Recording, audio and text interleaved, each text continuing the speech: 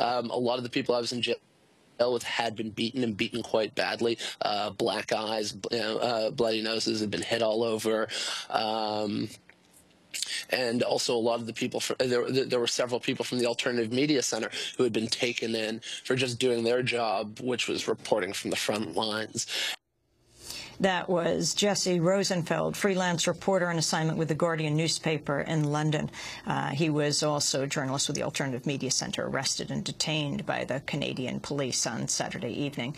Naomi Klein, the level of force that was used, the money that has been put into this, and then I want to end with the Gulf of Mexico, from the G20 to the Gulf of Mexico, and there are connections. I think you make them when you speak and when you write, when we're talking about the power of corporations. Well, we'll see if we make it to the Gulf of Mexico, Amy. But yeah, I want to talk a little bit about that horrifying story from Jesse, and there are many others like it, and the police rioted after what happened on Saturday. As you mentioned at the top of the show, more than 600 people have been arrested, brutally arrested in many cases. These nighttime raids, there are stories of people waking up with guns pointed in their faces.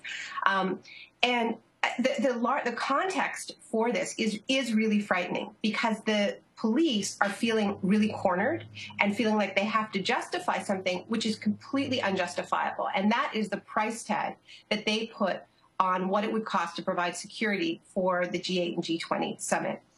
Security for this summit cost, as you mentioned, an estimated $1 billion. Just to put that in perspective, it's more than security has ever cost for any summit ever in the world. And, Canada is not a country which has a history of terrorist attacks.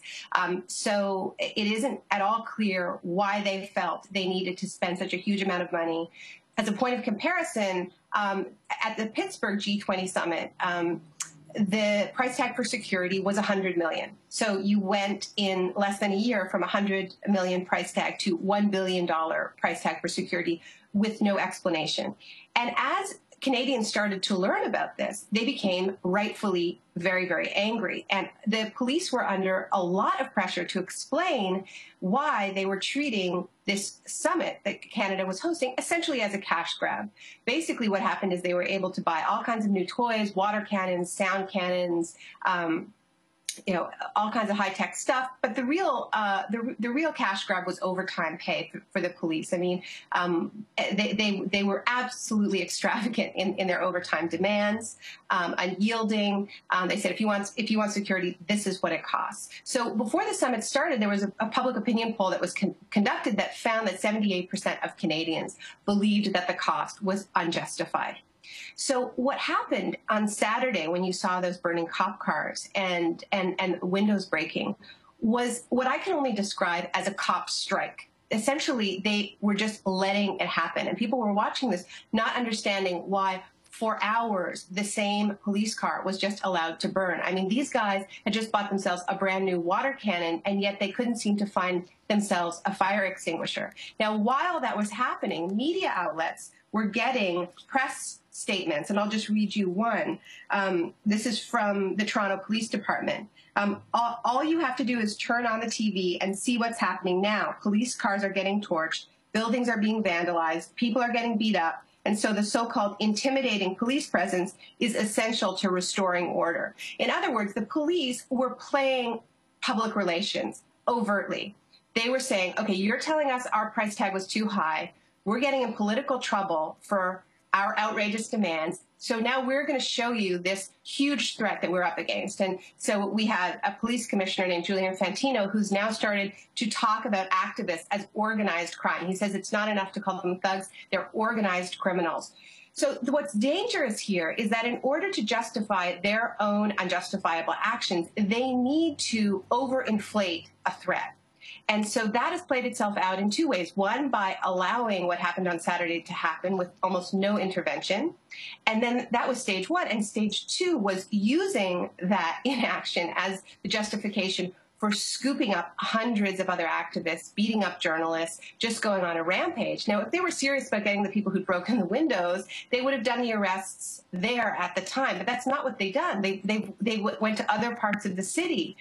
They waited hours, and that's who they arrested. So I feel very, very worried about my friends who are in jail right now because I think there's nothing more frightening than a police force that feels the need to justify itself in this way and using these young activists as their political cover. And I think it's a very dangerous situation, Amy. Naomi, we just have a minute, but I would like you to touch on, since you were in the Gulf, and because the G20 is not as much about containing corporate power, but it seems to be augmenting and protecting it, what you see is the connection from the Gulf to Toronto. Yeah, well, I mean, I do have a long piece about the oil disaster in the Gulf of Mexico. It's the cover story in The Nation this week. If people want to read it, it's called "A Hole in the World," and I won't try to summarize it here. But to me, and this is what I spoke about in Toronto, one of the most important messages that we really need to learn in this moment is if we are going to oppose the strategy that these G20 leaders have just put on the table for how to deal with the budget crisis that they created, if we're going to say we don't want to get stuck with the bill for your crisis, then we have to put other revenue sources on the table. And that means cutting military and police spending, like the outrageous police spending we just saw in Toronto, but much larger than that, the losing wars that we're fighting. That's a great cost saver. And also taxing the banks, financial transaction taxes, but also going after the fossil fuel companies.